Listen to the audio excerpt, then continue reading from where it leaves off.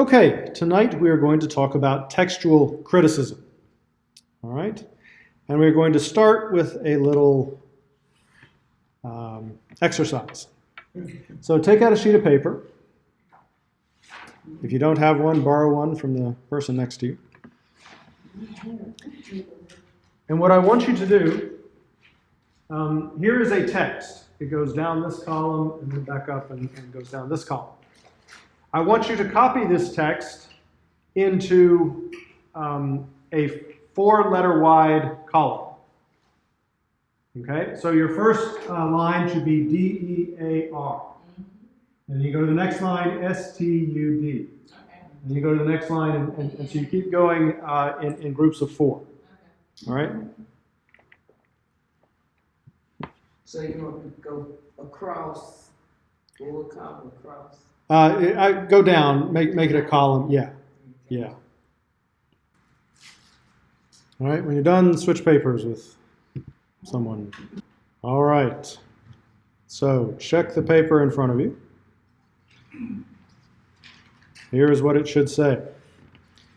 D-E-A-R, S-T-U-D, E-N-T-S, I-H-O-P, E-Y-O-U, A-R-E-D, O-I-I-N, G-W-E-L, C-O-M-E, T-O-C-L, A-S-S-T, O-D-A-Y, W-E-W-I, L-L-D-I, S-C-U-S, S-T-E-X, T-U-A-L, C-R-I-T, I-C-I-S, M-O-F-T, H-E-N-T, W-H-I-C, H-A-R-E, A-B-O-U, T-J-S-C, and then T on a line by itself.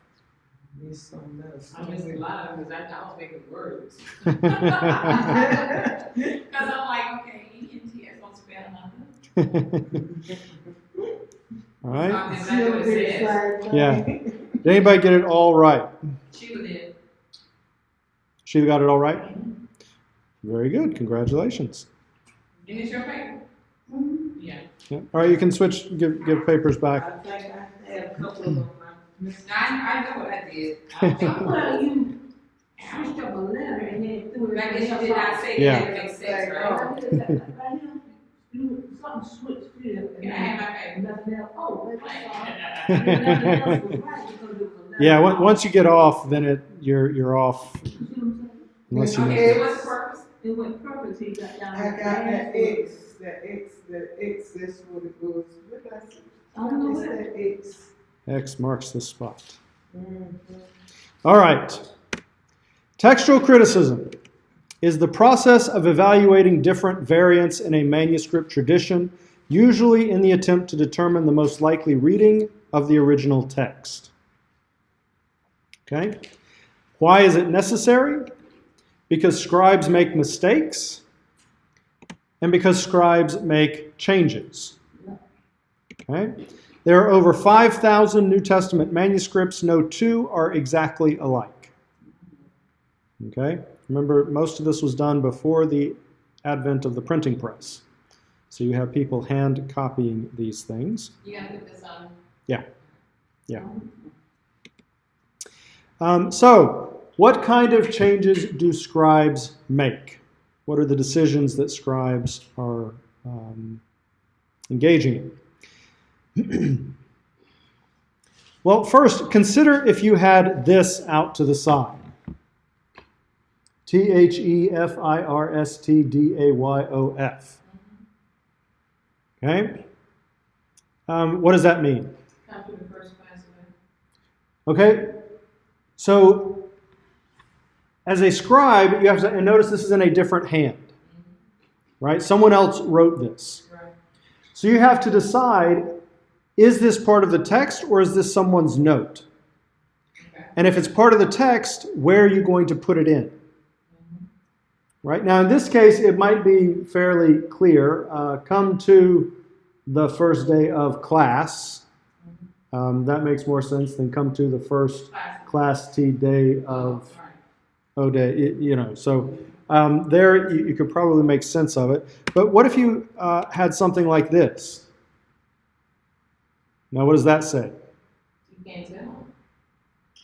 The Son, Mm-hmm. That's the last part. Is that an H? Mm-hmm. He first the Son. He is the Son. He is the Son. He is the Son. Okay? Now, as we'll talk about in a minute, JSCT is a reference to Jesus Christ. Jesus Christ, he's the Son. But here you have to, this is a little more ambiguous. Is this supposed to be part of the text, or is this somebody having a pious moment and they just, scribbled that in? Jesus, oh yeah, he is the Son. It's not relating, it's not tying into the JSCT. Right, but it's out to the side. Right. So you have to decide, is that something that's supposed to be part of the text that they just left out? And someone else has filled it in? Or again, is this a scribe just having a worshipful moment and think, Jesus, oh yeah, he's the Son, and writing that out to the side? Yeah. Well, as a scribe, you have to decide. If you're copying this text, are you going to include it or are you going to leave it out? Okay? So you can get those kinds of issues. Then you have misspellings or grammar problems. All right? Did you notice criticism of the New Testament which are about Jesus Christ? What should it be? Criticism of the New Testament are about, not which are. Which are about Textual criticism of the New Testament which is Which is about Jesus. about Okay, Jesus right. Christ. It's a singular subject, so you have to have. Okay, So here's the question. Do you correct the grammar? Or do you leave it like it was? You corrected it. I would think. Well, if you correct it, then you're changing the text. Not much. But if you leave it the way it is, it's incorrect. that's how So what do you do? So that's, again, you're faced with that choice. And we just saw how easy it is for errors to get in, right? I mean, you copied that text, and we got 3 different copies, right? Yeah, right. So 3 different copies. So it's easy so when you see an error, do you go ahead and correct it? Or did the author intend it that way for some reason? I would think he did. Okay, so you would correct it. I would. But Doris might say, nope, I'm going to record what the author put, as near as I can tell. So anyway, that's a question. Did you notice that doing had 2 I's in it? Yeah. A lot of people miss that. Yeah. Um, Because I almost corrected it when I was doing it. Yeah. I said, no, let me just do it the way Yeah. So again, do you correct the mistakes? And part of the answer to that is, well, are you sure it's a mistake? Right. Right? Okay. Then there's also a phenomenon that's called nomina sacra. For proper nouns that are repeated often, they would often just abbreviate it. We do the same kind of thing, like NT. We use that for New Testament, right? Yeah, that threw me. I couldn't figure out what that was. Yeah, so nomina sacra are abbreviations of sacred names and other key words, usually involving the first 1 or 2 letters and the last letter, and then you put a little bar over it to indicate it's a nomina sacra. It's an abbreviation. So here, JS is Jesus, CT is Christ, and it means Jesus Christ. Okay? Here's an example of one in an actual New Testament manuscript. What's this letter? Fine. What's this letter? That's just. It's a sigma. The sigmas in these manuscripts often look like C's instead of the little summation sign as we do. So, Christos, first and last letter, means Christ. So this is an abbreviation of Christ. Okay, make sense? Not in capital letters. Well, and notice that's all capital letters. Okay, so that's why I got capital. Yeah, Okay. yeah. We'll talk about manuscripts in a minute. We'll see that many manuscripts are just all capital letters. And notice too, there's no spaces, there's no punctuation. It just all runs together. And that's how you. It took years. Well, were you able to read the text of the note that I put up there? No, I mean the one that you copied. No. You couldn't read it? Oh, no. Really? Go back to that 2 times. I'm lost. All right, well, we'll come back to that in a minute. All right, another thing that can happen are parablepsis or eye skips. An eye skip is where you see something and you look down and put it, you copy it, and you look back up and then you see the same sequence, but it's in a different spot. Yeah, and so this often happens when you have similar line beginnings, which is called homoia arcton, or similar line endings, which is called homoia teluton. So here we have SST. Okay, everyone see the SST highlighted? So let's say you copy that down, and then you look up, and when you go to find SST, you find the lower one, right? And you start copying from there. Well, what's going to happen? Yeah, you've cut out everything in between those two. And so you would end up with a text like this. And this is called haplography, where you have an omission of material in the text. But it can also work the other way. What if you'd made it down to the last one, and then you went back and picked up at the first one? Yeah, you're going to have the same material in there twice. That's called, yeah, that's called ditography. When you have a duplication of the material. That one's a lot easier to detect, right? Because you have it in there twice. Okay.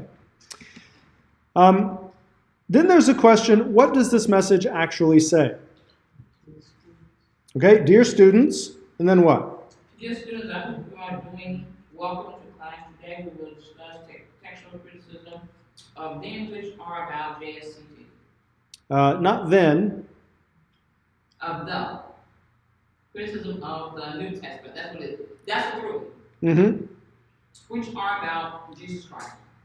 Okay, so one thing you see is that sometimes it's possible to parse it in different ways.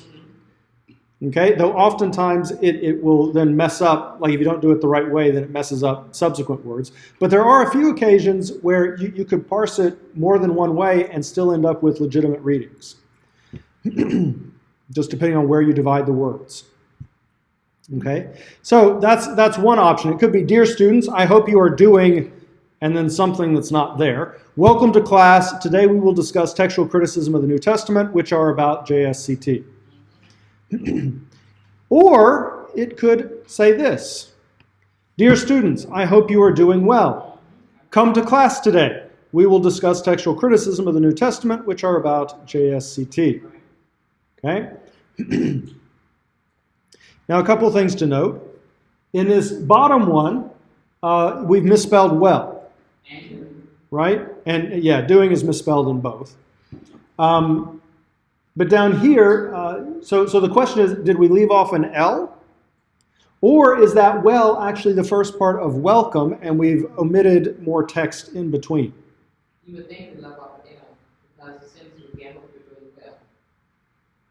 Okay, but it could have been, I hope you are doing, and then we had something else, and then it was welcome to class. Right. Now note that these presume different situations, right? The first one would be what? What's the situation it presumes? That you're in class. That you're in class. So this might be like a transcription of a class or something. All right. What about down here? Yeah. Yeah, this is like an email that you get before class, right? So it's difficult to choose between these two if that's all we have, the one text, because there's an error and there are a couple different ways of resolving it. Okay. But fortunately, some excavators have found another version. All right, this one says, yeah, dear students, I hope you are doing well. I want to start by saying welcome to class today. We will discuss textual criticism of the New Testament, which are about JSCT, or about Jesus Christ. Yeah, right. So here's the question. Which text, this one or the one you copied, is more likely original? The last one. Okay? If it's this one, then something happened that caused that whole middle part to be left out. Okay? If it's the other one, then someone decided to fill in the gap and make sense of it by putting in something else. All right? So those are our two options, and the question is, how do we decide between them? Okay? All right, well, so let's talk about how we make decisions in textual criticism. We have two types of evidence. External. What do you think the second type is? Internal. Internal. Good, you're tracking. All right. Under external evidence, with regard to the New Testament, the different types that we have, the primary source of external evidence are New Testament manuscripts themselves. Okay? And we have different kinds. The papyri look like this. They're typically the oldest manuscripts that we have. Many of them come from Egypt because the climate there is conducive to preserving this kind of material. And so these are usually from the 2nd, 3rd century, maybe into the 1st even. Okay? So there you can see some examples. That's P66 and P75. Papyri are usually represented with a big script P. I just have a capital P here, but in your apparatuses and texts and things, it's usually a big script P. Okay? The next type of manuscript are what are called uncials or majuscules. And they are called this because they are all capital letters. Okay? Here's Sinaiticus from the 4th century, Alexandrinus from the 5th century. These are both good manuscripts. There are a couple naming systems. They first started out naming them somewhat, arbitrarily by letters. So A for Alexandrinus, and then we've got a B, we've got a C, we've got a D. And then someone found Sinaiticus and said, oh, well, this one is so special that we need to put it first, so we're going to use the Hebrew aleph to represent it. But eventually they realized they were going to run out of letters, and so they switched to a new naming system based on numbers. And so any manuscript that you see that starts with a 0 is a majuscule. Okay, so Sinaiticus was renamed 01, Alexandrinus 02, and so forth. Okay, here's a close-up of Alexandrinus. And you can see it's all capital letters. It's scripta continua. So again, there's no space, there's no punctuation. What do we have here? It's not an L. Nope.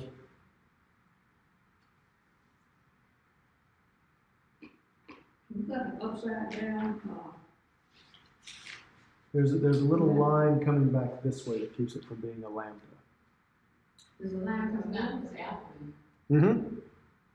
Where's the line? Right here. Yeah, K-A-I, Mm-hmm. And what's that word? iota, and you got tau, Kappa, alpha, iota. or iota, and tau, Yeah, but hold on over here. Kappa, alpha, iota is what?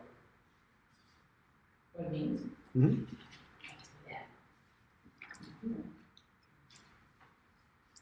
That was one of your words. I know, but that's what I Sheila, what it means. I remember. Alright, what it means? It's Kai. It's and. And, Oh, Right? that one. So there you've read some Greek manuscripts now. thank you. Yeah. Right. So you can pull up images of these and you can work your way through it. All right. The next set of manuscripts are called minuscules. All right. These tend to be later. This is 669. Notice there's no 0 in front, so we know it's a minuscule.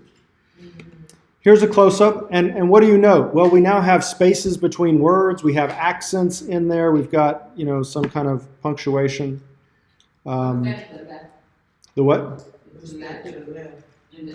It's a section marker. So it's indicating reading sections. Yeah. Okay. So those are the different types of manuscripts. You also have the versions, which are the translations into other ancient languages. So Latin is a big one, then Syriac, Coptic, Ethiopic, and so on. There are patristic citations. All right, so when the church fathers quote these texts, that's evidence, for how the text read. Now, this can get a bit tricky. Are they actually citing a text, or are they just quoting it from memory, or are they just using kind of biblical language? you have to decide and make those kind of determinations. Some cases are easier to decide than others. In Origen's commentary on John, he'll quote the text and then he'll comment on it, so you know that's the text as he has it in his manuscript. Interestingly, about halfway through, he changed locations, and you can tell because the text he's using changes. He changes to a different text type. That's when they lost me, when I had to go to the Greek Orthodox Church in Fairfield. I'm like, where did he go? He changed up on Yeah. However, if you come across a citation in a sermon, that's a little harder to determine, are they actually quoting the text or are they just kind of going from memory? So you got to weigh those. And then we have ancient lectionaries, which also will often record the text and provide evidence as to how the text read. Okay? How do you evaluate this external evidence? Well, you've got to consider the overall quality of the source. Some scribes are very careful. Some are not. And so if you have a text that consistently seems to have inferior readings, you probably don't want to put a whole bunch of weight on it if it happens to have an odd reading.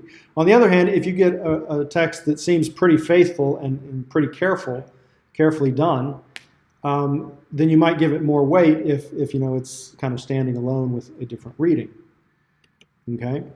You also want to consider the text types or the locations that they are coming from. You can determine different textual families. Okay, so say that you each copied down the text that was up on the screen. You each take it back to your church and have them copy it, right? Well, the people in Sheila's church are going to have texts that reflect the one she brought back. The people in your church are going to have, they're going to produce texts that reflect whatever changes you introduced to the text. And so you can kind of, discern different textual families. That's what text types are. There are three main ones.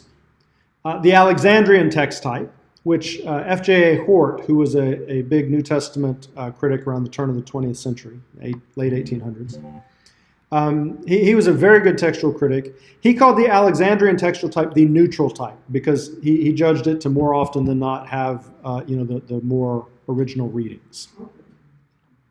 And he was such a good textual critic that he said, you know what, if we find earlier manuscripts, this is what they're going to look at like. And he laid it out. And we have since found earlier manuscripts that proved him right.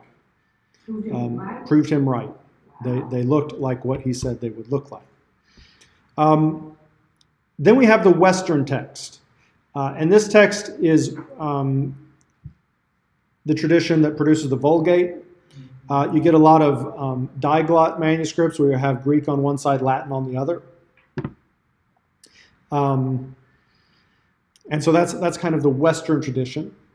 It generally tends to be a longer text. You've got, in fact, so much so that when the longer text of the Western text is judged to be correct, Hort called it a non-interpolation, as opposed to, it's just kind of awkward. And then you have the Byzantine text. And the Byzantine text is later, and we know it's later because you'll often see readings from both the Alexandrian and the Western. Well, what's happening? A scribe has two texts, and they have different readings. Which one do you use? Well, you don't want to leave anything out, so you throw them both in. Right? And so we know this is later because it's combining the two often. But it's the one that then gets mass-produced in the monasteries. So if you ask which reading has the most evidence in favor of it, and you're just counting numbers, it's going to be the Byzantine text. But that doesn't mean that's the best reading, right? So think again about the situation where you each take your manuscript home, all right? Sheila didn't make any errors, but say her church only has 3 people, and Doris's church has 1,000. And then you each have them copy the text you made. Well, your text was more accurate, but it's only being reproduced by 3 people, and so we're only going to have 4 instances of a correct text, assuming they all copy it correctly and not introduce their own errors. Whereas your text, had a few more errors, but it's going to be produced by a lot more people. So we'll have over 1,000 copies of your text. right? So you can't just go through and kind of count how many we have. That doesn't work. Although you'll see that argument made sometimes, often in support of the King James.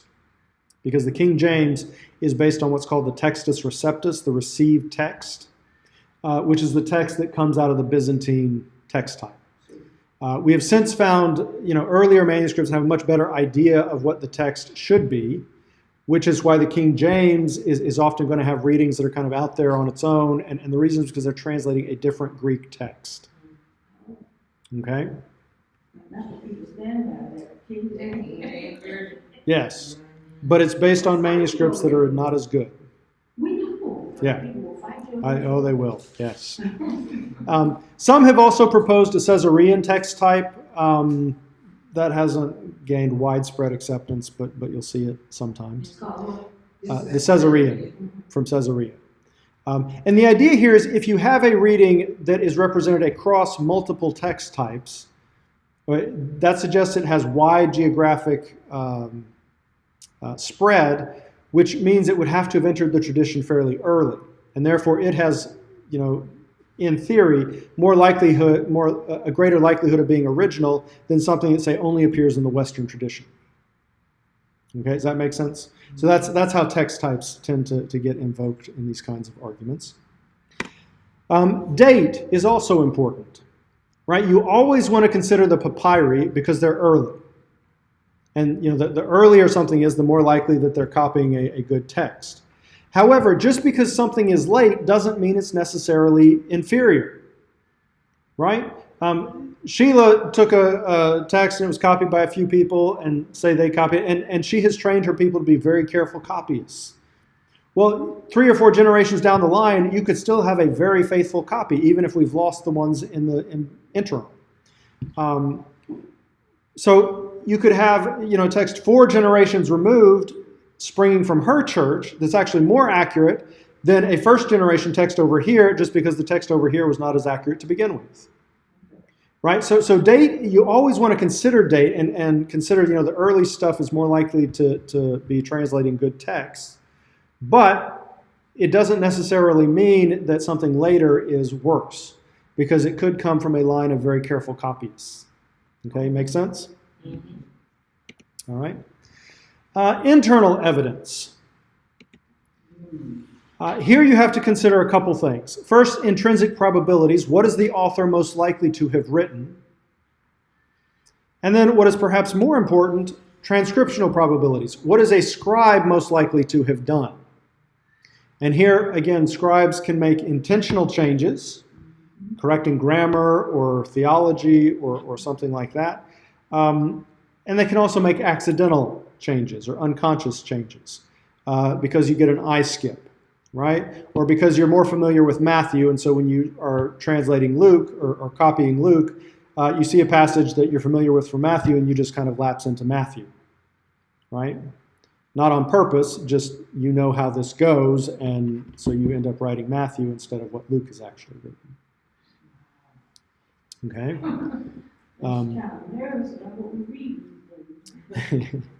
Right? That happened with the Lord's Prayer. I believe it. The Lord's Prayer. Which gospel is the gospel that scribes were most familiar with?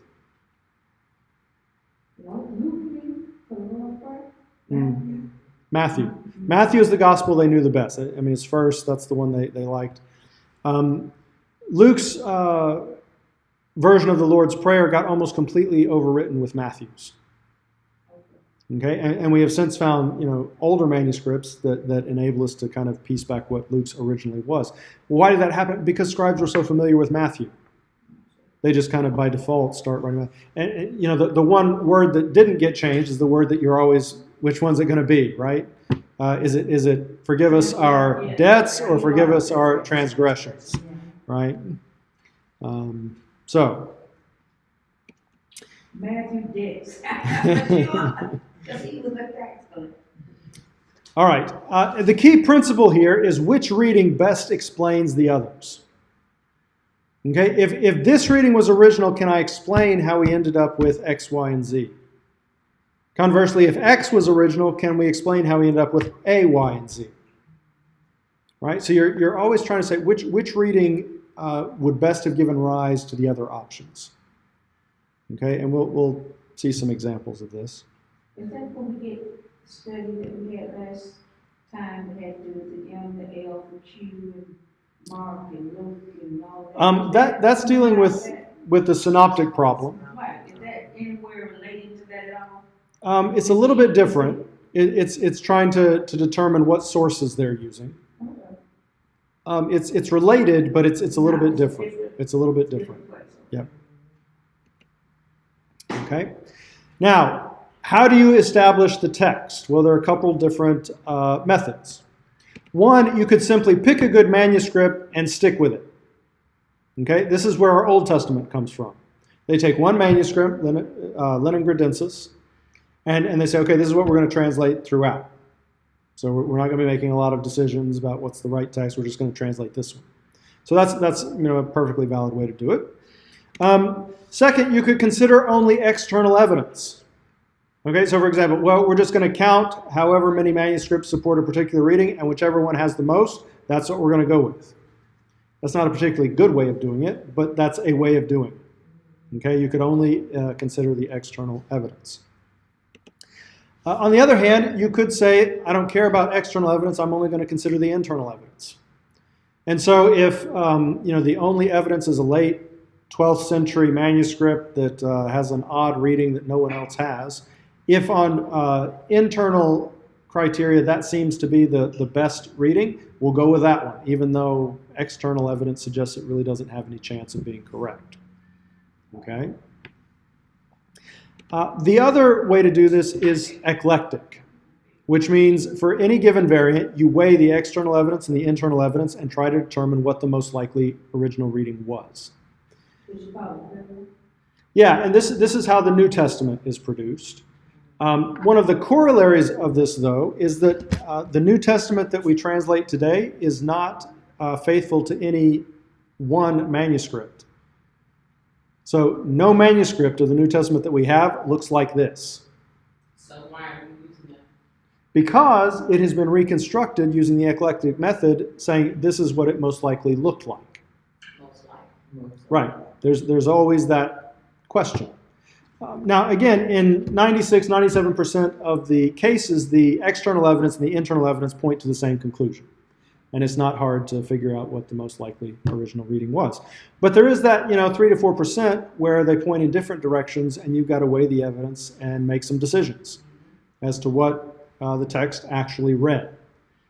Okay, and we'll go through some examples as to how to do this. Okay, does that make sense? All right. Okay, so remember we asked this question, which version is more likely to be original? Dear students, I hope you're doing well. I want to start by saying welcome to class today. We'll discuss textual criticism of the New Testament, which are about Jesus Christ. Or, dear students, I hope you are doing well. Come to class today. We will discuss textual criticism of the New Testament, which are about JSCT, Jesus Christ. Well, we could write this out as manuscripts like this. Does this presentation help you figure out which one is more likely original? Was it originally the longer text that then part of it got cut out? Or was it the shorter text that someone came and filled in? It's a shorter text they filled in. How do you know? I know. Okay. It seems more logical though, because I mean, you look at B. B has something missing behind Euclid, but at the same time, when they came in and added the words, well, I want to start by saying, welcome to class, it just made more sense. Okay, but I could argue, well, but if you're going to add something, that's an awful lot of stuff to add. It's kind of clunky. Why wouldn't you just add an L, for example? Because you're just saying, I hope you are doing well, then start by saying welcome to class. Yeah. So if I were going to add something, you would think you wouldn't add something quite so clunky. So they describe the site and put in what they wanted to say instead of writing original one? Well, you don't know that, right? You have to make an argument. Yeah. You have to make an argument. So look at where it differs. Look around that spot. See if there's anything there that might indicate what could have happened.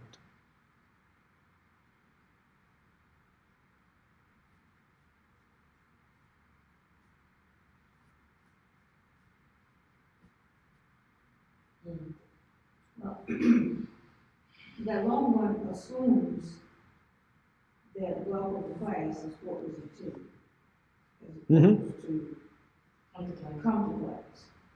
Mm-hmm. So they just completely dissuaded the one that said come to class, threw it out and picked up, let me start by saying, well, Right. But if that's secondary, then it doesn't matter because the other reading could be the better reading of the one that was original. Because the original was ambiguous as to which way the error went. Right? On the other hand, if the longer one is original, then the ambiguity in the second one doesn't matter because it's clearly not ambiguous in the first one. Not what was intended to be said. Well, what's the line that begins the difference? Or what's the last line they have in common? last line. INGWEL. Okay, good. Let's repeat it. It's repeated. Does that help you understand what might have happened? They lost their place and they repeatedly said, Yeah, are they repeating themselves? oh, they Starting a new one. knew that started the same. So which one's more likely original? First one. B. B? And what happened? How did we end up with A if B was original?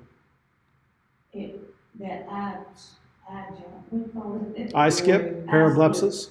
Doing well. So what kind of I skip do you get copying B that produces A?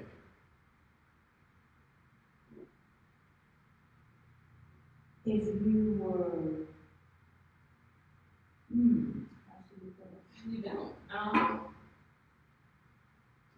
Saying, they put saying. doing well, I want to start by saying, well. Welcome. So, so what is that? That's this and these. That's what's I hope you're doing well, come to class. I hope you're doing well, I want to start by saying, what,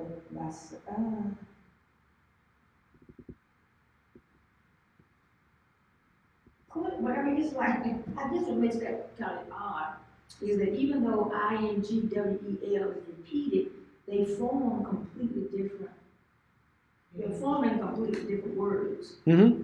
So it's not a duplication, it's like it's taking the same cluster and It's like where we and W-E is. Right, so you're not getting ditography, you're not getting anything duplicated because there's nothing duplicated anywhere. Are you getting haplography anywhere? Well, you're taking words out. Mm-hmm. Yeah, you took that INGWEL out of the B. the second INGWEL. Yeah.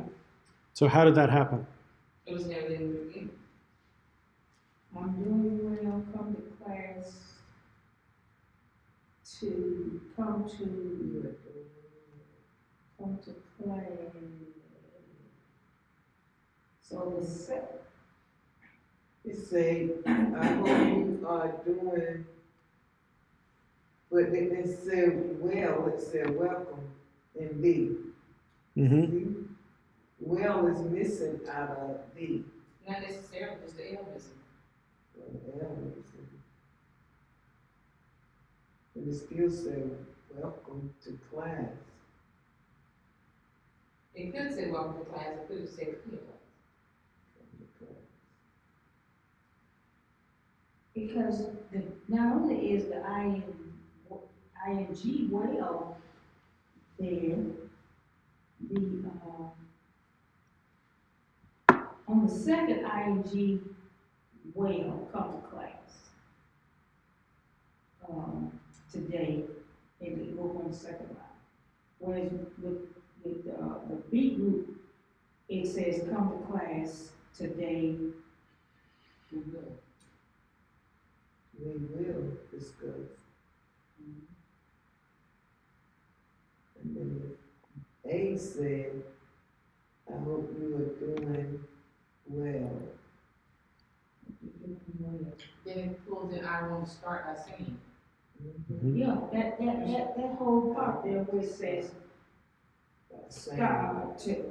that whole part there, ing come to class, is like repeated. Just like it's repeated exactly. But, Think about your I skips. right, You know it's not tautography because you're not ending up with sections Right. repeated. but my I skip gave me ing will come to class. Ing will come to class in the middle.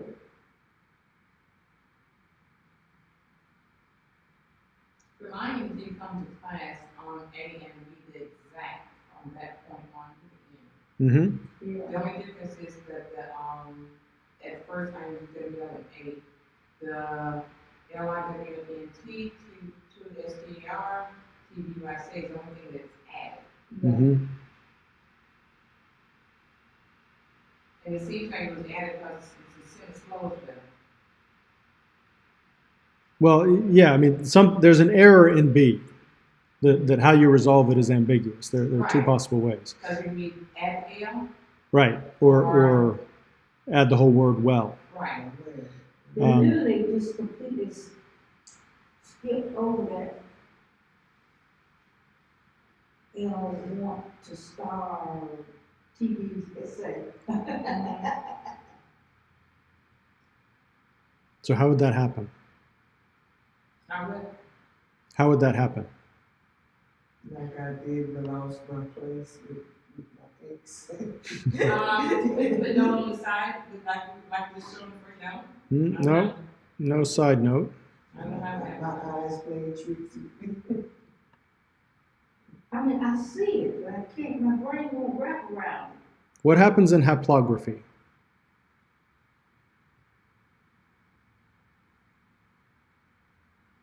it. It ain't. Mm-mm. You tell me. Either one or the other, Yeah. right? But how does it happen? My brain ain't wrapping around nothing. Do you skip down or do you skip up? If you skip up, what happens? You removing something.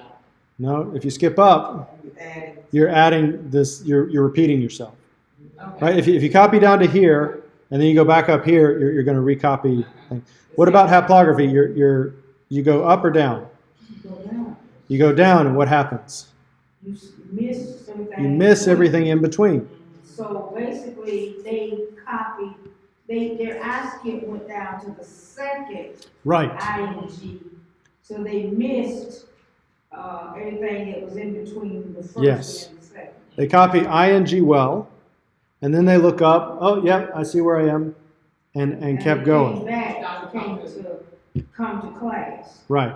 and they missed the in between. Yep. Which means A is most likely original, and we got B by a scribe having an I skip that caused them to cut out the middle, and that's why it doesn't make sense in B. That's why you get the error in B, because there was an I skip down. Does that make sense? Yeah, and I mean, That's what I was trying to I'm say. trying to figure out what They was up top, and then when they looked up, they skipped. And they had that, Yeah. God gave with the X. Yeah. Yeah. And when they look back up, they found ing well, but it was the wrong one. It was in a different place in the manuscript, and they kept going from there. But as a result, they chopped out the middle. The middle part. Mm-hmm. And that's what you explained earlier. And that's how I got, My brain would. got off right here, cause when I looked back past the, monitor there, I didn't see the X. Yep, On the yep. word. Yeah, All right, does that make sense? but no, Okay. Yeah, I played tricks with you. I can't, my brain is fucking shit down. It won't work. Yeah, I understand. It's the end of a long week and late at night. So, all right. So the Greek Bibles, there are two main versions of the Greek New Testament. One is the Nestle Aland, and the other is the United Bible Society, or UBS. UBS is the red cover, Nestle Aland is the blue cover. Nestle Aland is up to version 28.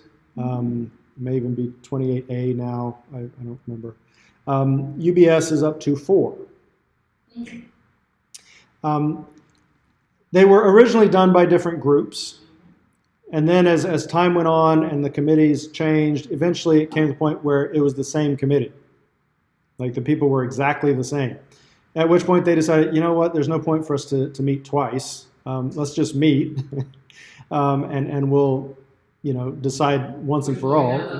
Yeah, well, so they actually have the same text now. In the most recent editions, it's the same text.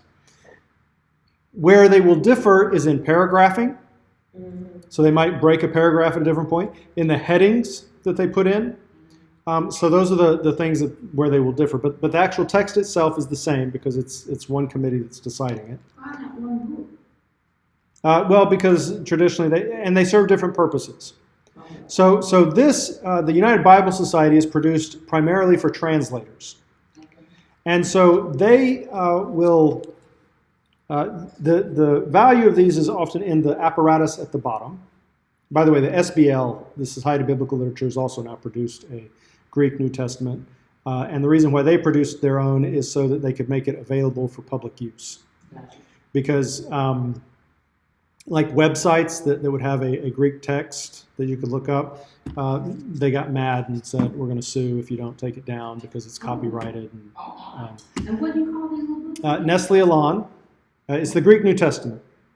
So Nestle Aland and the United Bible Society, UBS.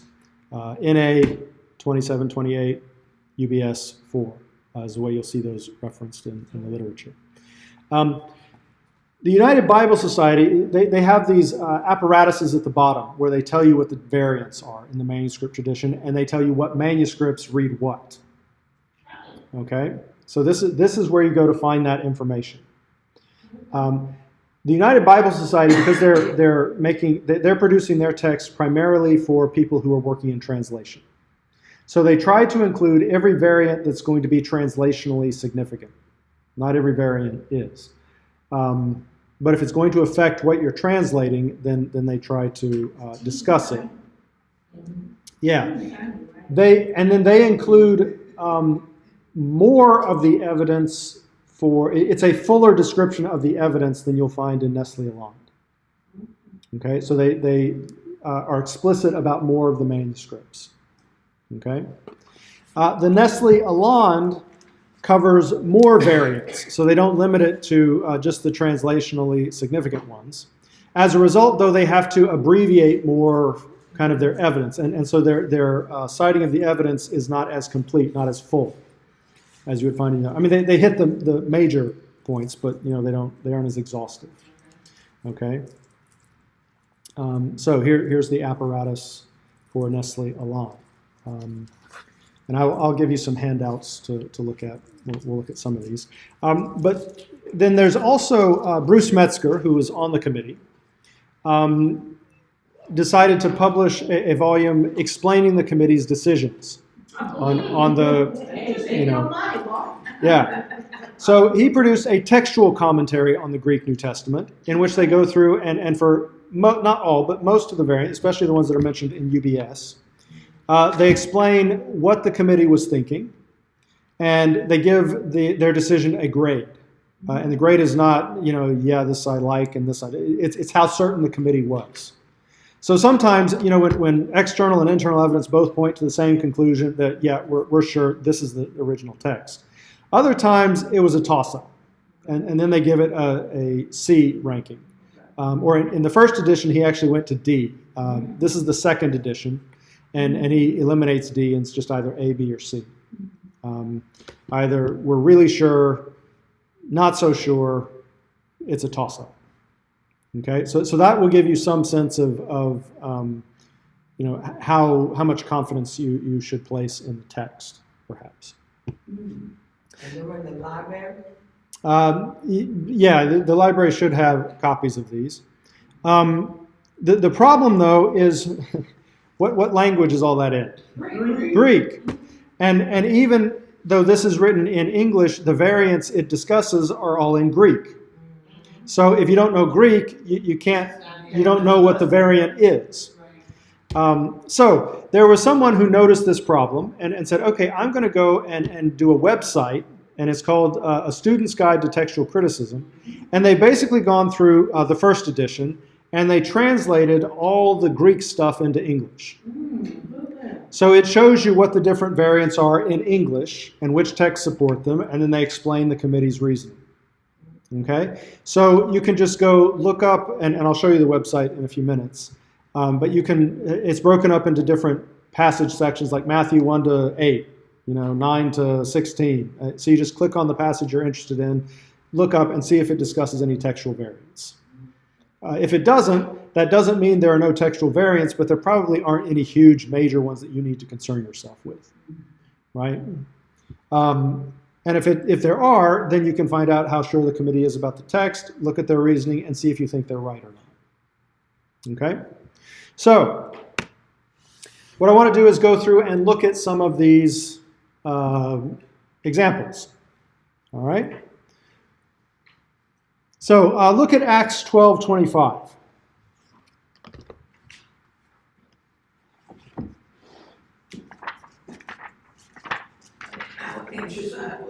Yes.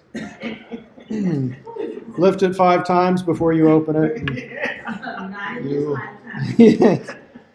You'll have your strength exercises done for the day.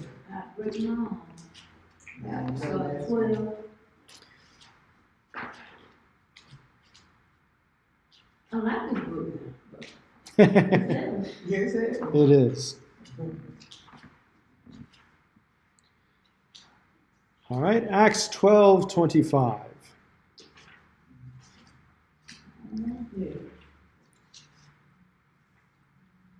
Someone read Acts 12:25.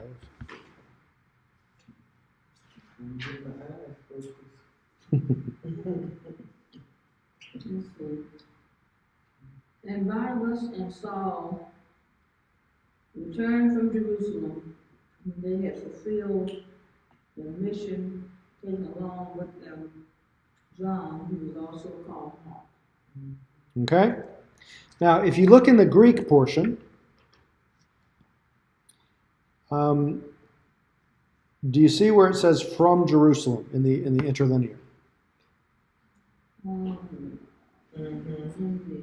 Okay, and you see the little B beside the ace? Now, ace was another one of your words. Do you remember what ace means? Let's see. Yes. Is it four? No. Ace? Starts four. But? Nope. E-I-S? Yeah. Into. Into. How have they translated it underneath it?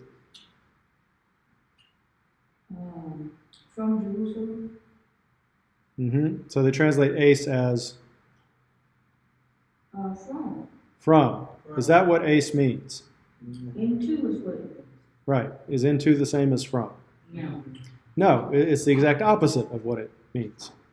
And if you look at the little footnote, the B, know that it says ace is in the UBS and the NET. X is in the TNIV.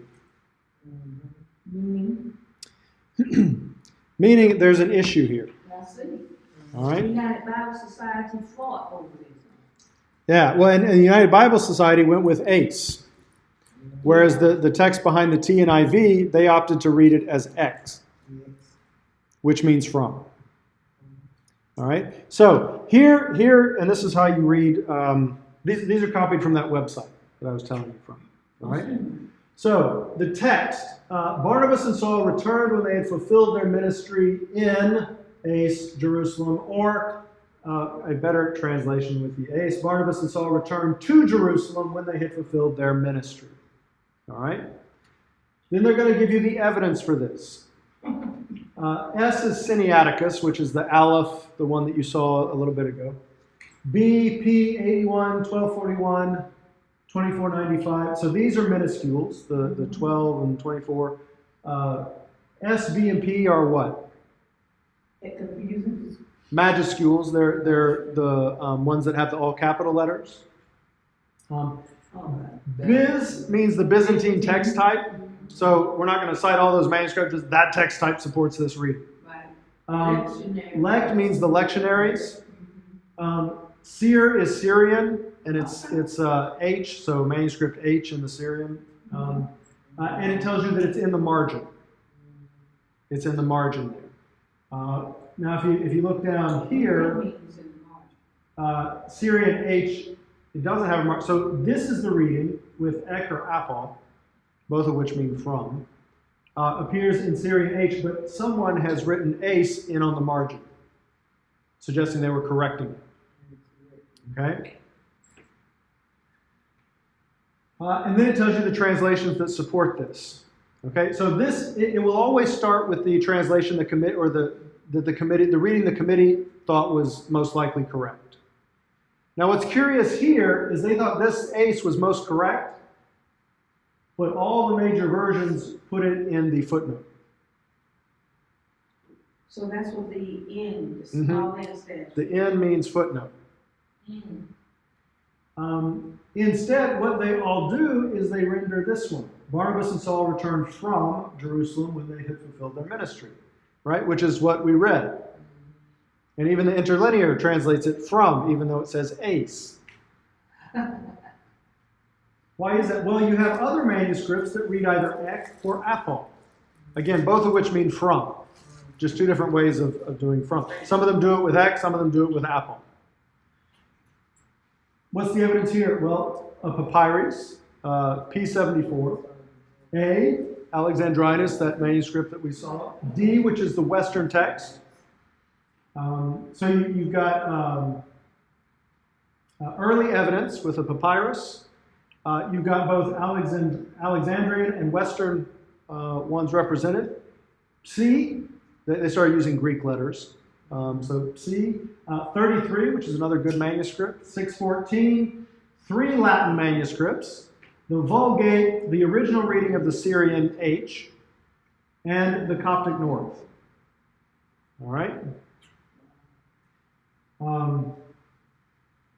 And then you get another couple manuscripts, few manuscripts, that support this reading. Barnabas and Saul returned from Jerusalem to Antioch when they had fulfilled their ministry. So we have 5 different versions in the manuscripts. They returned to Jerusalem. They returned from Jerusalem with ek. They returned from Jerusalem with apol. They returned from Jerusalem to Antioch with ek. And they returned from Jerusalem to Antioch with apol. And the question is, which one is most likely original? So you go to this page, you see sometimes the oldest is the best, but not necessarily. Well, it's something to consider. It's something to consider. So I would look at that papyrus 74 as a possibility because it's actually the oldest. Yeah. You actually have decent manuscript evidence to support this. Now again, I don't know which ones are ek and which are apol. Some might, in other words, they might not all support. You know, if 3 of them have ek and 3 of them have apol, those are actually different readings. But we've grouped them together as being from. So why did the committee decide, and then they gave this a rank, D. So they're not certain about this at all. And I was looking at that, I was going to ask you if they gave a rank of D with it. Yeah, that means, we threw up the lots and they came down this way, and so we went with that reading. They don't have a lot of confidence in this one. So you've got good evidence support for both, and the brackets, I don't remember what the brackets mean here. They may mean supporting either ek or apol. Like the ones in brackets support ek and the others support apol, or I'm not sure about that. But why did the committee decide ace was most likely original? Well, to get this, you first need to know the context. Flip back to the end of chapter 11.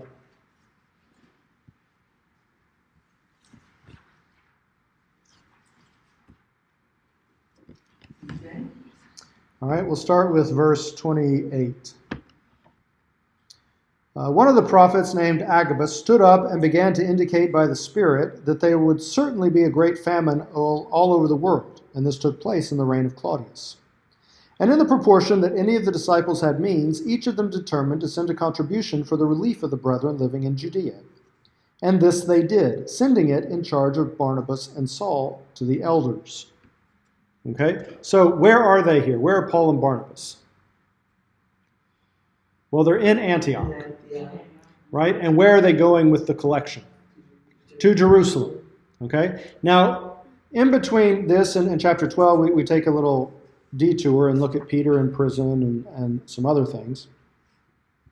But then at the end of chapter 12, we come back and say, when Barnabas and Saul had finished their mission, now what was their mission? Yeah, to take the money to Jerusalem. When they had finished their mission, they returned to or from Jerusalem, taking with them John, also called Mark. Now, in context, what has to be the correct sense? Are they returning to Jerusalem or from Jerusalem? From Jerusalem. They're returning from Jerusalem. They were going to already, so they returned from. Right. So it makes no sense to say they returned to Jerusalem. So why did the committee think that was the most likely text? Good question. And I will let you in on a secret. These textual critical decisions are often very counterintuitive. Because you have to think about, what is a scribe most likely to have done? And is a scribe more likely to introduce problems or try to solve problems? I hope so. Should have been trying to solve them. Right. So is it more likely that the text originally read from Jerusalem and some scribe thought, you know what, I need to make this ace? Need to make it 2 because it was already 2 in the last passage, maybe? Well, the last passage was a chapter ago, and there, So, yeah. what's the rationale? Or is it more likely they read it as to Jerusalem and they realized, wait a minute, that makes no sense because their mission was to Jerusalem and now they finished, so they'd be going back home. Right. And they change it to from. What is a scribe more likely to have done? Change from to to or to from? From 2. Why would they change it to to? If I already been to Jerusalem. But They're in Jerusalem now. They finished their mission, which was to bring the relief to Jerusalem. To Jerusalem, they're in Jerusalem. Right. So is a scribe more likely to change it to be to Jerusalem or to be from Jerusalem? From Jerusalem. Yeah, a scribe is more likely to change it to make it make sense. Yeah, but it basically says to Jerusalem. Right. Well, if the text originally said to Jerusalem, it's easy to understand why a scribe would change it. To from Jerusalem. And when they change it, there's no established tradition for from, and so some of them use ek and some of them use apple. Whereas if one of these was correct, why in the world would somebody change it from ek to apple or apple to ek? Right? And similarly down here, some of them changed it either ek or apple, but then to make sense of the ace, they went ahead and added, to Antioch, ace Antioch. Right? So in this case, the internal evidence points toward ace being original because a scribe is much more likely to have changed it to from. And again, because there's no established tradition, when they do change it to from, they, alternate. Some choose X, some choose apple. Same thing down here. Then a scribe is to change it. If it were originally ek, why in the world would they change it to ace? That doesn't make any sense, right? Or why would they change it to apple? If you've already got ek, why would you substitute one synonym for another? You don't gain anything by that. So the reading that can best explain the others is the one that's out of sync with the context. And then you can explain the others as scribal attempts to fix it. Does that make sense? But they mark it as D because it doesn't make sense in the context. And you do have some pretty good evidence here for a reading of from. So they say, well, we don't know. But do you see the thought process that went into establishing that? And again, that's why absolutely no text puts into Jerusalem, because it doesn't make sense. Right? They're obviously in Jerusalem. They have to go back to Antioch, so they're going from Jerusalem. And that's what, regardless of what they think the text actually said, that's what they're going to put in the text. Okay, does that make sense? Yeah. All right? Okay. Here's another one, John 7:8. Flip over to John 7.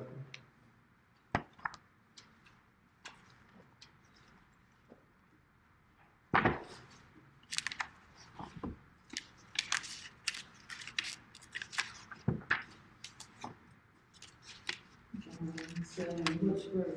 Verse 8.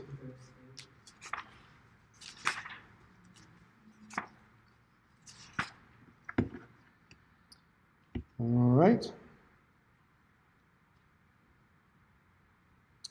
They're trying to get him to go up to the feast. He says, "Go up to the feast yourselves. I do not go up to this feast because my time has not yet fully come." All right. So here, the text that they decided on as being correct is, "I am not going up to this feast." The alternative reading is, "I am not yet going up to this feast." So what's the difference?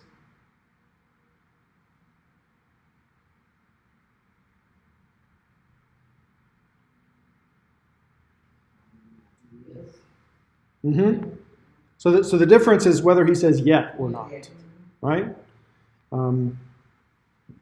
This one, that's the difference. Which reading has better external support? Yeah, probably this one. You got a couple early papyri. You got some good manuscripts. Now up here you do have the Alexandrian text type and the Western text type represented. So I mean, it's not that the evidence here is terrible. You got some pretty good evidence up here, but it seems stronger down here. You got a lot more of it, right? And yet they decide that's most likely the correct text. Why? Well, if external evidence is pointing this way, what would lead them to potentially prefer the other one? Because it sounds better? Does it matter whether to say yet or not? Well, what's the difference in saying yet or not? That I'm not ready to go. Yeah, I might go later, but I'm not going now. And the other one just say I'm not going. Yeah. It's not going. Right? So if external evidence points one way, but they have decided a different way, what's going to be pushing them to decide the other way? What was going on earlier? The internal evidence, right? Internal evidence. Which again, what is the author most likely to have written? What is the scribe most likely to have done? Is a scribe more likely to have introduced the yet or to have taken it out? I would say it took it out. Why? Because it said, "I am not yet going up," and it don't make any sense. Well, that can make sense. They're saying, "Hey, come on, let's go to the feast." No, I'm not going up yet. And then look down a few verses. Because my time has not come. He says that. Oops. But again, look down what happens a few verses later. Yeah. Having said these things to them, he stayed in Galilee, but when his brothers had gone up to the feast, then he himself also went up, not publicly, but as if in secret. So does he go up to the feast? Yes. So is a scribe more likely to insert the yet or to take it out, and why? Why?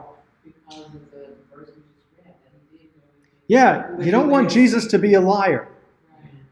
You don't want Jesus to be a liar. And so a scribe seems more likely to introduce the yet to save Jesus from being a liar. Right? Yeah, said, "No, I'm not going." And then he went. So he must have meant, "I'm not yet going." So, I mean, you can see a scribe doing that to again, save Jesus. Whereas it's a lot harder to understand why they would take it out, because then they've created the theological problem of it not agreeing. So internal evidence points toward the scribe taking it out and the original reading being, "I'm not going up." External evidence, Show where they put it in. well, it suggests that yet going is probably original, although again, there is good evidence for the other one Well, I too. understand why he said I'm not yet going, because he said because my time has not come. But if you say I'm not going to the feast because my time has not, it doesn't have the same feeling to it. Okay, but again, it's not so much about feeling. Why would a scribe change it one way or the other? And you can make a good case why a scribe would want to insert the yet. Right? Whereas it's a lot harder to understand why they would have taken it out. I get that. And so, Jesus did show up. because he did end up going up to the feast. Yeah. And again, you wouldn't want Jesus to say, hey, I'm not doing that.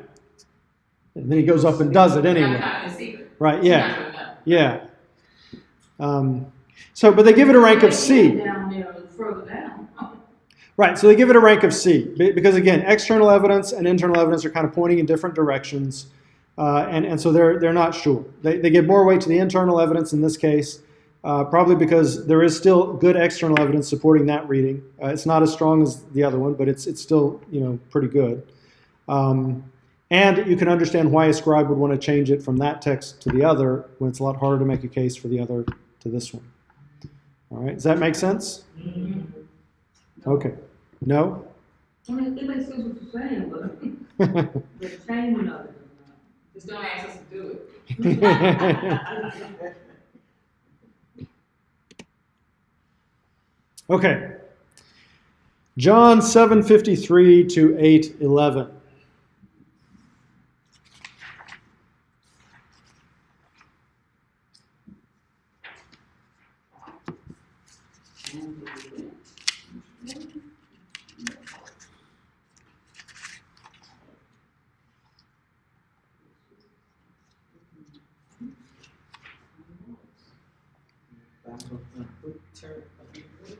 Yeah.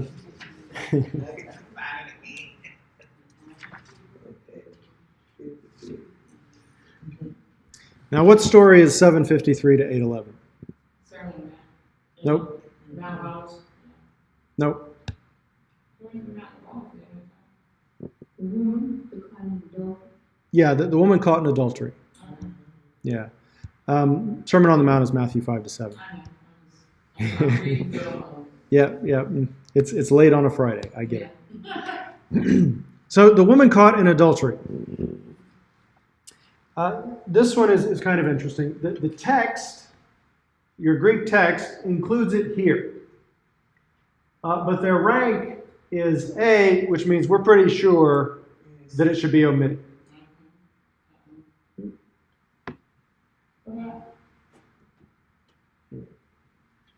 All right, so they're pretty sure it should be omitted, but they've gone ahead and put it in the text. So what is the evidence for putting it in the text here at this point? Well, D, E, F, G, that's a lot of Western text. There's a good number of texts that support it. What's the evidence to omit it? Well, P66, P75, Sinaiticus. A, vid means apparently. Right, so maybe the manuscript cuts off at that point, but they can, knowing how much space they had left, this is the most likely reading that was in there. B, C apparently, L, so they've got a lot. So the external evidence favors omitting, even though you got a lot of Western evidence that supports having it there. Then there is another family that includes John 53 to 8:11, not at John 53, but at the end of the gospel. So they tack it on at the end. Then there's another family, family 13, that includes it after Luke 21:38. So they put it in a different gospel altogether. And then there's a single manuscript that includes it after John 7:36. So how do we know what we're reading? Huh? Well, yeah. So why do they think it was most likely omitted in the original manuscript of John?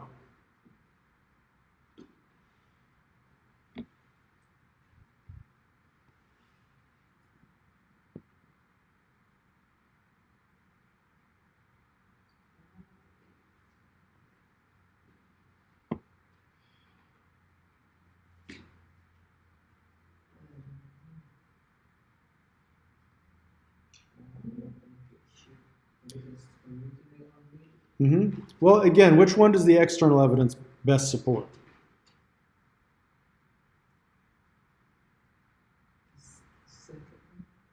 The second one, which is to omit it, because the earliest manuscripts don't have it in there, and the best manuscripts don't have it in there. Okay? B is a very good manuscript. The Alexandrian tradition supports not having it in there. And then again, think about, well, if it were originally there, can you explain why someone would omit this entire passage and then others move it to these different places?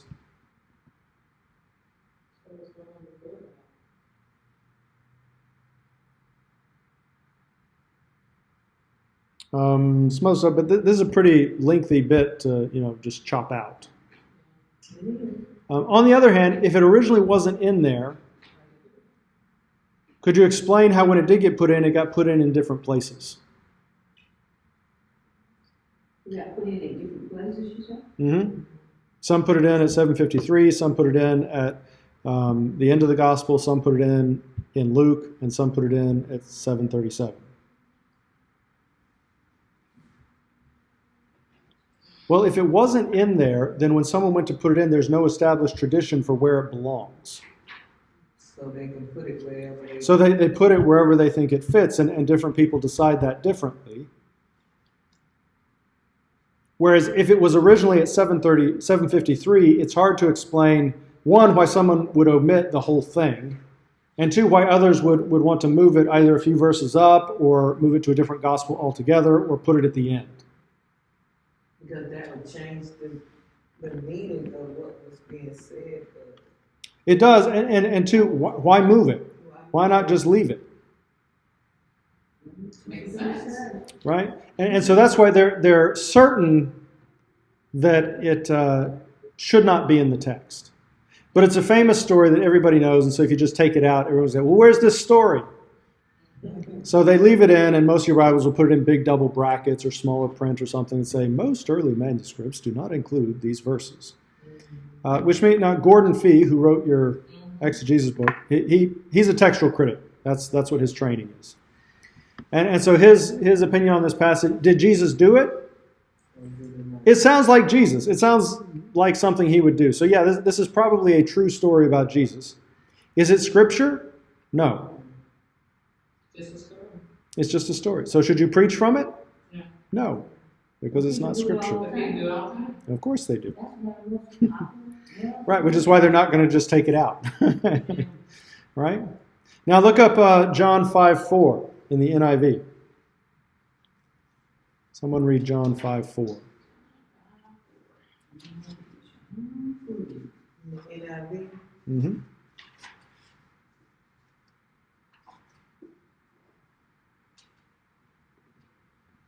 Scratch my eye to There's see. no four.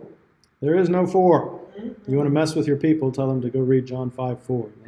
Wait, it's not in my Bible. What's happened? We go straight from John 3 to John 5. John 5. Some manuscripts include here wholly apart paralyzed. Yeah, this is another instance where something has been added later. Yeah. Though this is small enough that they just take it out in many cases and put it in a footnote. Okay?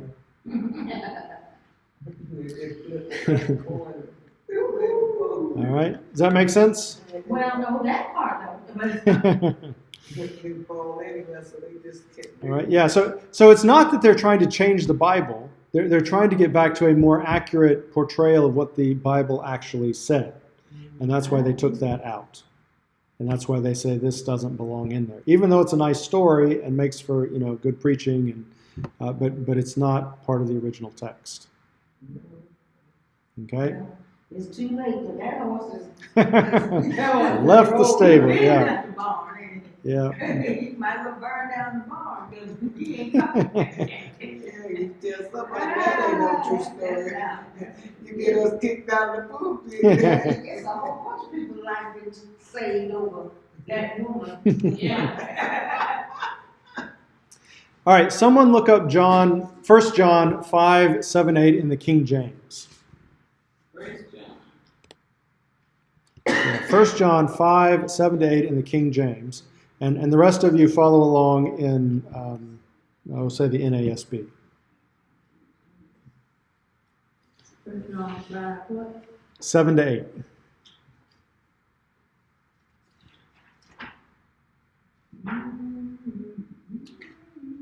For there are three that bear record in heaven. Yep. The Father, the Word, and the Holy Ghost. These three are one. And there are three that bear witness in earth, the Spirit and the water and the blood, and these three agree in one. All right, for those of you who are following along the NASB, what did you say? I didn't see it, I didn't know. All right, those of you with the NASB, read that and let Pam follow along in hers. The spirit, NASB, Mm-hmm. And 5, what? 5, 7 to 8.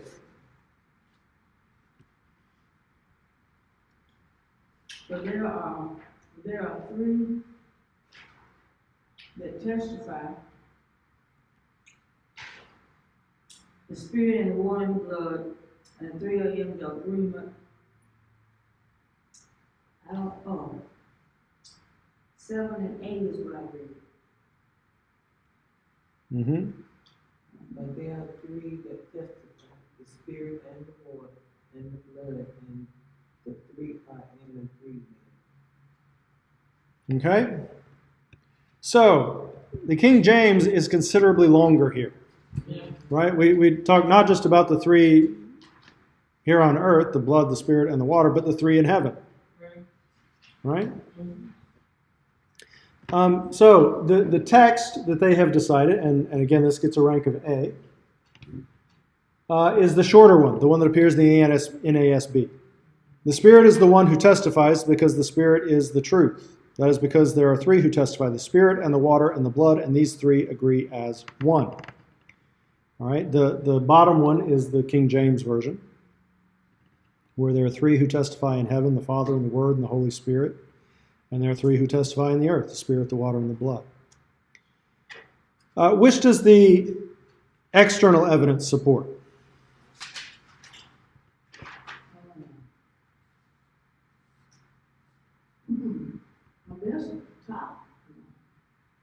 Yeah.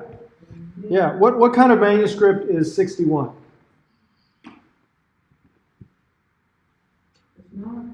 It's not a papyrus. Is it a majuscule or a minuscule?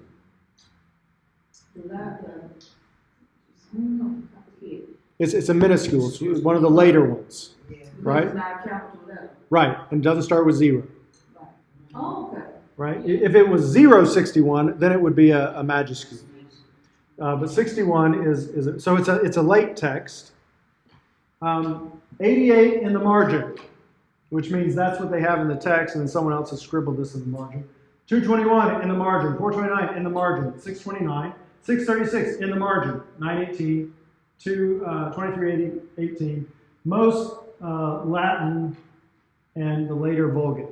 Not very good external evidence. No, you have much better external evidence for this. In fact, this is just one stream in the Western tradition. It's a small little stream in the Western tradition. It's what is rendered in the King James, but it's put in the footnotes in the NASB and the NIV. So this is probably a case where you had the text and someone read that and thought, oh, and there are 3 who testify in heaven. Right? And then wrote that in the margin, and then someone saw that and it's like, well, I don't want to leave that out. That's pretty good stuff. And so they put it into the text. Right? As happens, with these marginal notes in those. So here is an excerpt from Metzger's textual commentary, talking about this one. It says, after Marturuntes, the Textus Receptus adds the following, and then that's the long bit that the King James has. 647, page 647. 5, 7 to 8. That these words are spurious and have no right to stand in the New Testament is certain in light of the following considerations. A, external evidence. The passage is absent from every known Greek manuscript except 8, and these contain the passage in what appears to be a translation from a late recension of the Latin Vulgate. 4 of the 8 manuscripts contain the passage as a variant reading written in the margin as a later addition to the manuscript. The 8 manuscripts are as follows, and you can read through that. I'm not going to. 2. The passage is quoted by none of the Greek fathers who, had they known it, would most certainly have employed it in the Trinitarian controversy, Sabellian and Arian. In other words, not only do they not mention it, but you would have expected them to mention it in these controversies if they had known that version of the text. Its first appearance in Greek is in a Greek version of the Latin Acts of the Lateran Council in 1215. That's not very good. 3, the passage is absent from the manuscripts of all ancient versions, Syriac, Coptic, Armenian, Ethiopic, Arabic, Slavonic, except the Latin. And it is not found, A, in the Old Latin in its early form, Tertullian, Cyprian, Augustine, or in the Vulgate, as issued by Jerome and Codex Aminiantus, copied before 716, or C, as revised by Alcuin in the 9th century. The earliest instance of the passage being quoted as a part of the actual text of the epistle is in a 4th century Latin treatise entitled Liber Apologeticus, attributed either to the Spanish heretic Priscillian or to his follower Bishop Instantius. Apparently the gloss arose when the original passage was understood to symbolize the Trinity through the mention of the 3 witnesses, the Spirit, the water, and the blood, an interpretation that may have been written first as a marginal note that afterwards found its way into the text. In the 5th century, the gloss was quoted by Latin fathers in North Africa and Italy as part of the text of the epistle, and from the 6th century onwards, it is found more and more frequently in manuscripts of the Old Latin and of the Vulgate. In these various witnesses, the wording of the passage differs in several particulars. For example, or for the other examples of intrusions into the Latin text, see those texts. B, internal probabilities. 1. As regards transcriptional probability, if the passage were original, no good reason can be found to account for its omission, either accidentally or intentionally, by copyists of hundreds of Greek manuscripts and by translators of ancient versions. 2. As regards intrinsic probability, the passage makes an awkward break in the sense. For the story of how the spurious words came to be included in the Textus Receptus, see any critical commentary on 1 John or this. All right? So there they explain the committee's reasoning as to why they think this is not original to the text. It sounded great, so they put it in there. Huh? It sounded good. Exactly. What are we reading, man? Yeah. Which Bible is right? I mean, gosh. Yep. No wonder people say the Bible is literature. Yep. Yep. My son said, man, wrote it. Well, man, you. They did. Yep. Yep. That is a true Well, we're statement. trying to prove that it was God inspired somewhere. Oh, my. Somewhere. But after 40 years of Jesus and being dead before they wrote it, I mean, you know, lets you know so a lot of things added and some things left out, really, I would think. Well, again, I think you have to look at what each individual author is trying to do. They're not trying to give you a comprehensive, here's everything I know about Jesus. Right. They're, especially the gospel writers, they're each painting a picture of Jesus. And so they're including the bits that are conducive to that and shaping them and then leaving out other parts. Now, the council decided to put together the Bible. What other stuff did they take out? Well, I mean, there are other books that did not make it in. Not just the book, sometimes they go within the manuscript and just like, okay. Typically, no. Those discussions were all based on books. Gotcha. So they don't tell us what form those books had, Okay. right? So it's just lists of books. But they were aware of differences in different versions because you'll see, like Origen commenting on, now some manuscripts read this and some read this. But yeah, when they had canonical discussions, it was just about books, not about passages.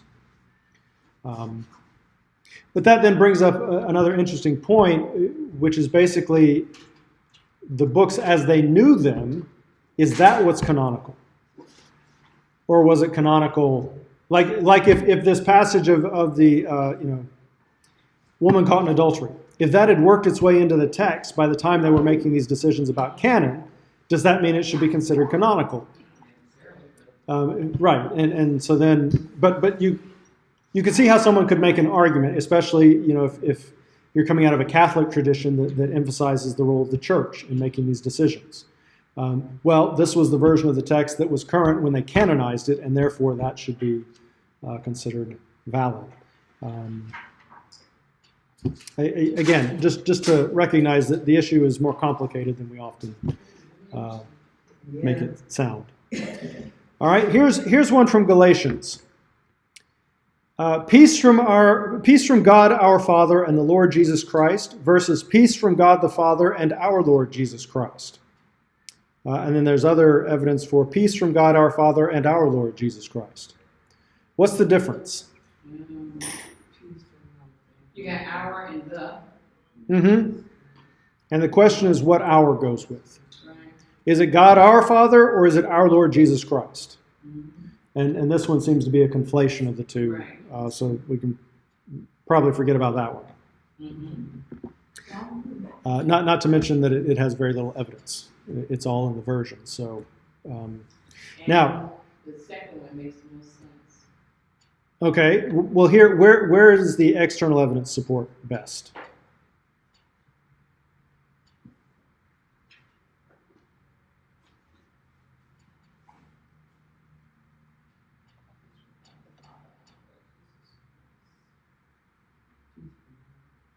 Which one does the external evidence seem to better support? Seems to be the second one. You've got early evidence with the two papyri, right? You've got the papyri B representing the Alexandrian text type. You've got D and G, which represent the Western text type. So you've got a good spread. It shows up in a lot of the different versions. 1739 is a good manuscript for Paul. It's a very faithful rendering of Paul. So why did they decide to go with the text above, which also has some good manuscripts in favor of it? Sinaiticus, Alexandrinus, 3381, 1241. Those are good manuscripts.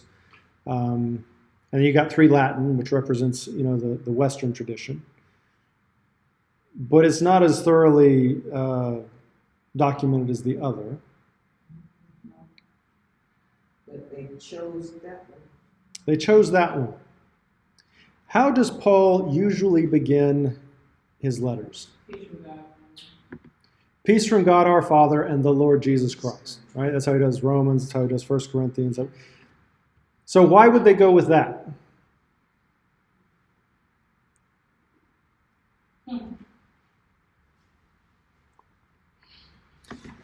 It seemed more like all writing. Yeah. Paul is more likely to have written this because this is what he always wrote. But think about it this way. What is a scribe most likely to have done? Right. A scribe who spends their life, copying these letters of Paul, knows how Paul usually talks. And so are they more likely to conform an odd expression to the way Paul usually does it, or are they more likely to change the way he usually does it and make it different in this lone case? Right? Because this is not, a common variant in Paul's opening thing. It's here. And the vast amount of external evidence supports the odd version, which suggests that's actually probably correct. And the one they decided for is probably not. Because they mind they can hear Paul. Right. But the very fact that it's more Pauline, it makes it more likely to be what the scribes would have changed it to than the other way around. And so in this case, I think the committee got it wrong. And it's more likely to be from God the Father and our Lord Jesus Christ. Yeah, because it's almost like when you say peace from God our Father, Lord Jesus Christ, it's almost like the admission who Jesus Christ is versus saying God is the Father and Jesus Christ is our Lord. Well, except the top one is the way Paul usually does it. Yeah. So it's not that that's theologically wrong or anything like that. But it's just, if that's what it originally was, why in the world would you have so many witnesses changing it to this odd way of expressing it? Now, if this is original, peace from God the Father and our Lord Jesus Christ, then your next question would be, well, why has Paul changed his normal greeting? Is there something about the situation in Galatia that made it more appropriate for him to emphasize our common, lordship, our common status under the lordship of Jesus Christ, as opposed to our common, sonship under God the Father? And, you could make a case for that as well. That in Galatians he's trying to show how they are united together in Christ. And under his lordship, and that could be why he has changed it to our Lord Jesus Christ. But this is a case where I think they probably got it wrong. Okay, so just because the committee decides it doesn't mean, they're human. So yeah, so you're always free to kind of evaluate their reasoning and try to figure out if you think they're right.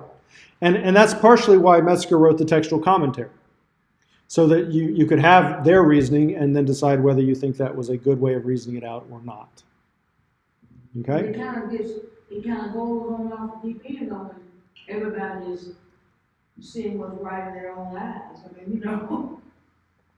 Right, well, and there again, you've got to make an argument if you want to convince anybody else. It's not enough to just say, well, I feel this is the better reading, and so I'm going to go with it. Well, you may feel that, but you're not going to get a lot of people who go along with you, most likely, right? And that's what scholarship is. It's basically trying to make a case for why this is a better reading than what someone else has proposed. Okay? All right. And then we have this at the end of our Bible, Revelation 22, 18 to 19. I testify to everyone who hears the words of the prophecy of this book.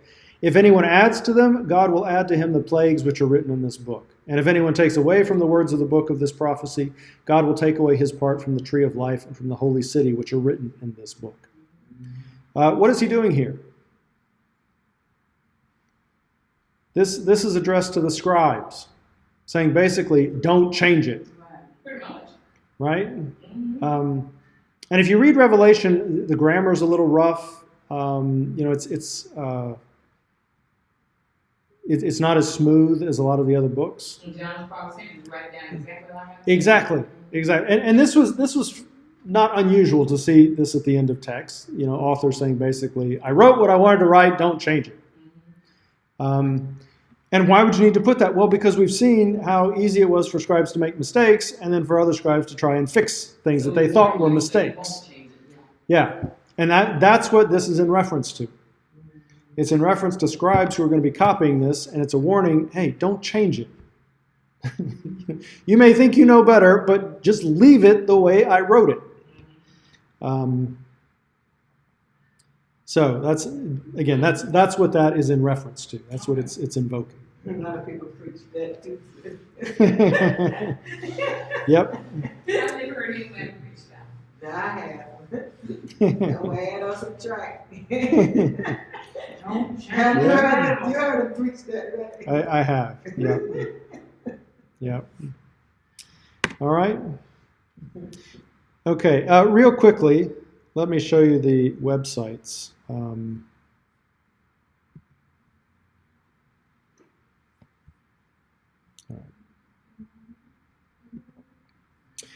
So I have posted 3 websites here. Student's Guide to Textual to Textual Variants is this one. Student's Guide to New Testament Textual Variants. And oops, what I want to do.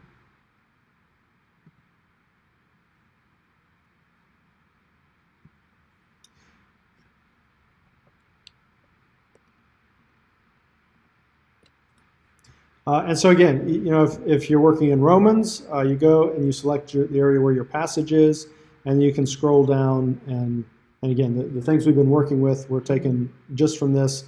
He also included the comments, which I didn't because we were going to talk about it. But so you can scroll down and see if there are any major variants that get discussed in your passage. You'll see there's a jump from 12:14 to 14:19. See that? So if you are doing the first part, or if you're doing chapter 13 or the first part of chapter 14, you don't have any textual variants that you really need to worry about. Okay? I don't see mine. I see all of mine.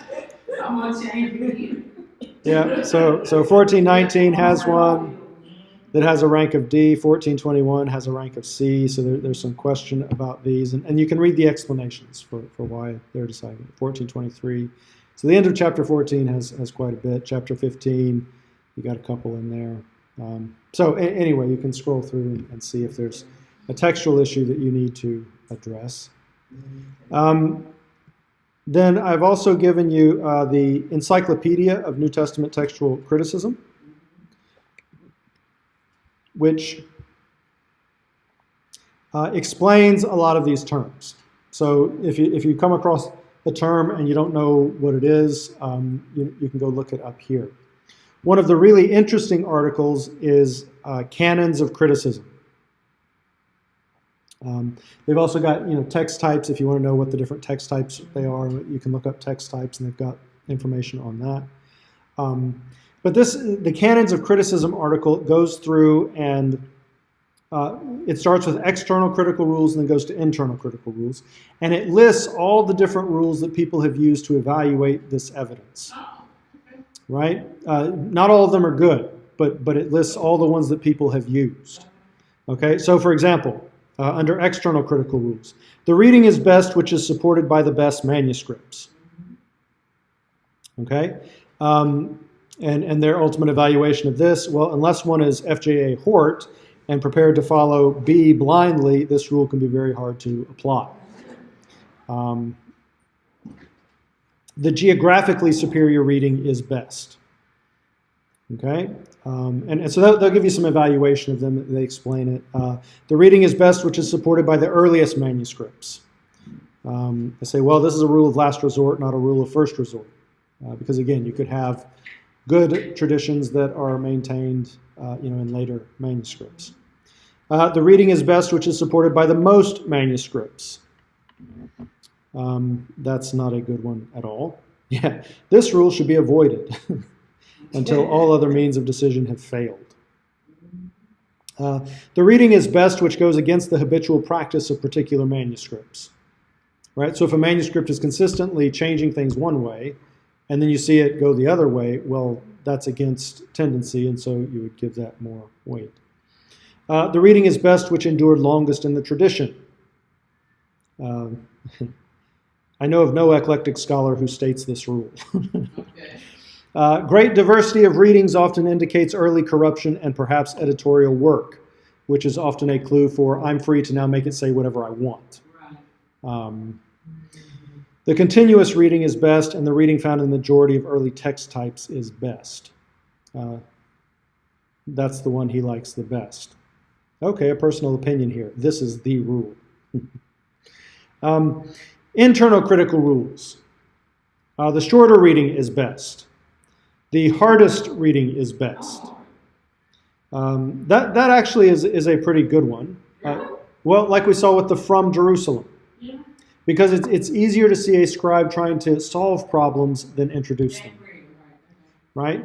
Now again, you've got to be, if you've got gibberish, that's going to be the hardest reading, but that's not likely correct. That's likely a corrupted text. So you've got to use some, common sense. But the reading most in accord with the author's style is best. The middle reading is best. The reading which could most easily have given rise to the other readings is best. That's, again, a pretty good rule. The reading which could not have arisen from lectionary use is best. Okay. The reading which is counter to ecclesiastical usage is best. And so basically he's going to go through and list all the different ones that people have applied and give you some evaluation as to whether it's a good rule or whether it's one that you should kind of leave to the side. So this is a helpful article if you want to know more about textual criticism. Truth be told, you're probably not going to be doing a lot of textual criticism in your future careers, which is why we do this lecture now when you're fried from doing your paper and all of that. For the most part, when it comes to textual criticism, you're probably going to read the commentaries and whatever they say you're likely to go with. But it's good to have some idea of what kind of criteria they're applying and whether or not, so you can at least follow their arguments and try to determine whether it's a good one or not. Okay? This is a helpful site, and at the end he has some things on how to use these canons. Okay, and then the other site that I have here, New Testament transcript prototypes. If you actually want to see, these manuscripts, They have, in most cases, they have transliterations. And then in some cases, they have actual links to photographs that you can go and see if you want to look at what, say, so here is P62. This is how the verse reads in P62, 01, which is Sinaiticus, and 03. Okay? Katamathion, according to Matthew. Euangelion is what reads in P62. And then Katamathion in 03, C2, and then, yeah. So it's going to give you what the reading is and then tell you what the variants are in those particular manuscripts. You can go to manuscript, here's P2, tells you information about that. There are some that have, let's see, like P22 has a link to an image. This one's housed at Glasgow, and so you can see the actual fragment that we're talking about. How do they put that together with all that pieces missing? Well, this is a case where I think they think these two fragments go together, and it's probably based on they're quoting the same text, and spacing would suggest that if you followed it out, you'd be lining up. But it can be a puzzle, and it wouldn't be unusual to see these classified as two different fragments. So sometimes, though, if you find them together, you can kind of put them together like this. But it all depends. And you can see a lot of this one is faded out, and there's holes in the middle. So, yeah. But that's still amazing that It lasts y'all lasted. Yeah. You're looking at original. And then, and you see like some of the pictures from the early Dead Sea Scrolls research. And these guys are like putting their coffee cups on them, and they got their cigars hanging over them, and you're like, oh, what are you doing? It's valuable. So, yeah, and here you can see down at the bottom.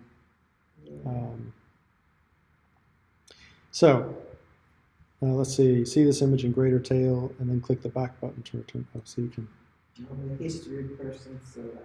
Yeah, so I mean, you can go through, and it has links to, if you want to see any of these particular manuscripts. There are also some links in the PowerPoint that I showed you if you want to click on those. They have several different manuscripts there on those sites as well. All right? Sounds good. So does that give you a better feel for textual criticism and what it's about? Hopefully so. Yeah. Next week, we'll look at the rest of Step 8, which is kind of the cultural context of your passage. That includes use of the Old Testament, which we already looked at. We'll look at it next time by considering Romans 1 in light of Dale Martin's article on heterosexism and the way that has shaped interpretation. And then Meyer's article on Romans 7 at the worm at the core of the apple. The weekly tasks start again next week, and it's to do Step 8 for your passage. So basically, it's because this step is basically just looking up kind of the cultural background to your passage. So, if your passage is talking about being priests offering sacrifices, you might do a little work to figure out, well, what was that process? If it's about food, why would he say we don't eat any meat at all? Because that goes beyond even the food laws. And again, so Watson can be helpful there because he points out that in the diaspora they often wouldn't because you don't want to get food that's tainted with idolatry. So basically, you're just looking at those kind of cultural background issues. Anchor Bible Dictionary can be a helpful resource for a lot of this background information. Commentaries can be helpful, that kind of thing. But that's the task for next week. All right, and again, if you still have old tasks that you're wanting to submit. Yeah, still Yeah. working I on. haven't forgotten. Good. Keep working on those. Get them in, and we'll go from there. We'll go from there. Yep. All right. Have a good week.